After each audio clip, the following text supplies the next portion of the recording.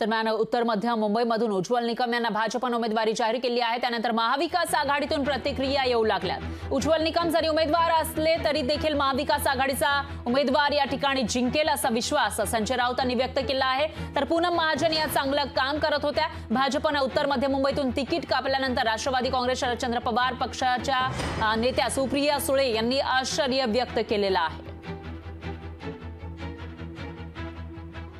उज्ज्वल निकम हे जरी भाजपचे उमेदवार असले तरी ती जागा महाविकास आघाडीचा उमेदवार 100% जिंकेल, 100% जिंकेल।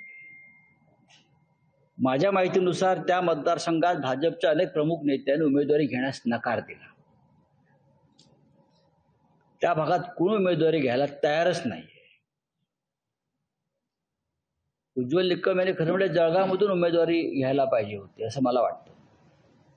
हे त्यांचं होम ग्राउंड आहे, पण अर्थात तो त्यांचा प्रश्न आहे। त्यांनी उमेदवारी स्वीकारली आहे